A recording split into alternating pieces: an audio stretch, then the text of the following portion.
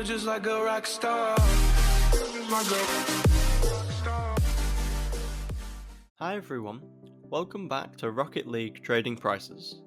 Today, we're going to tell you the best ways of trading and how you should be spending your credits in order to get your first 10,000 credits. And if you already have that amount of credits, this video may help you get to 20,000. Also, please consider subscribing and leaving a like on the video. It doesn't take long and you can always unsubscribe later. And just as some persuasion, we are giving away a Jeweled in Dragons when we hit 2,000 subscribers. Thank you. Just quickly before we get started, we would like to thank the sponsor of the video, Oea. If you ever found you don't have enough credits to buy all your favourite Rocket League items, and you don't like how items from the shop are expensive and untradeable, well, with Oea you can buy almost any item for a reasonable price, which will quickly and securely be delivered into your account. And make sure to use our discount code RLTrading at checkout to get 6% off your order. Possibly the most important thing to do when starting out trading in Rocket League is signing up for Rocket League Garage. Here is where you will find the majority of your trades and is the biggest factor in you making good profit. There are millions of players signed up on this app, therefore a lot of people will be viewing your offers, and there are also a lot of other offers you can see on this app. You might as well sign up for Rocket League Trading Post too. Unlike Rocket League Garage, this only comes in app form, whereas Rocket League Garage is app and website, but it can be great if you want more views on your offers. When you first start out in Rocket League, after this new trading restrictions update, you will now have to play until you are level 30, so then you can start trading. This isn't all bad though. From playing the game, you can get drops for any challenges you complete, and you will gather a good amount of blueprints too. From the drops, you can usually get anything from a rare item to an import item, which you could sell for some credits to get you started. These aren't worth as much as they used to be though, so you could save them up and trade them in for an item of the rarity above. However, our advice would be to sell them on, because the chance that you will get something of value from the trade up is very low, so you will most likely just lose potential credits. With the blueprints you gather from playing games, you can either sell them in bulk or trade them in. We have mentioned selling blueprints in bulk in previous videos, as you could sell a whole screen of 24 for 20 credits. But now, after the latest update, you can sell 24 blueprints for at least 40 credits or more, depending if you find the right traders. The reason that these are now worth around double the price they used to be is because blueprint trade-ups are now a lot less specific, so you don't need to have 5 blueprints all from the same series anymore. If you already have a good amount of credits, we would recommend you just trade these blueprints up. You can sometimes get a blueprint that's worth quite a few credits, like the white Zomba one, but even if you don't, it's fun and exciting to trade them up. I like to save up all of mine for some time and then trade them all up in one go.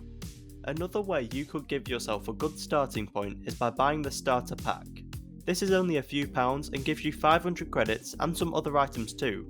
These items aren't tradable, but the credits are cheaper on this starter pack than if you bought just 500 credits, so it is definitely worth it. The credits will have a 3-day trade lock, so whilst you wait for that to be removed from your credits, you could play some games to get to level 30 and to get some free rewards too. So that is the ways that we recommend you get going when just starting out. But if you would like some more information on how you get some free items, we will leave a link in the description to a video where we explain how you can do this. But let's now have a look at what you should do when you have some credits. But just first, midway through creating this video, the white Fenneke has just been put into the item shop. Hopefully, those of you who own this car managed to sell it on quickly before it dropped too much in price. But don't worry if you couldn't sell it. The white Fenneke used to be worth around 5 or 6,000 credits, and then increased rapidly up to 11,000, and then even 20,000 credits. So sometime in the future it may do the same again. And, just in case this happens again, if you are unlucky enough to own an expensive item that's added to the shop, we would recommend you try and sell it as fast as possible, because it will most likely decrease in price quite a lot. You should focus your time on buying the stable and cheap items. A good example of this is the painted halos and the cheap black markets, for example Tora, Toon and Stormwatch. These black markets are already so cheap, and for that reason they are unlikely to decrease in price, mainly because they physically can't go any lower. You should aim to buy these for 50 credits under minimum price.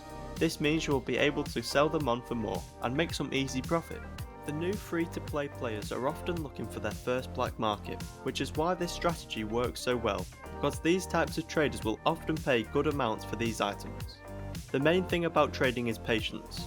As long as you're not trading with Rocket Pass items, anything will sell sooner or later, so you shouldn't worry if your items aren't selling instantly. And yes, when you start out, it may look great to have loads and loads of painted limiteds, but these aren't worth anything. We recommend you just stick to credits, black markets, and the other popular items, and it will be much easier for you. When you have around 1000 to 2000 credits, you can start doing the same trick of buying items for cheap and selling them for more. But since you can do this with more expensive items, you can open up your offers more, and so you will find more trades.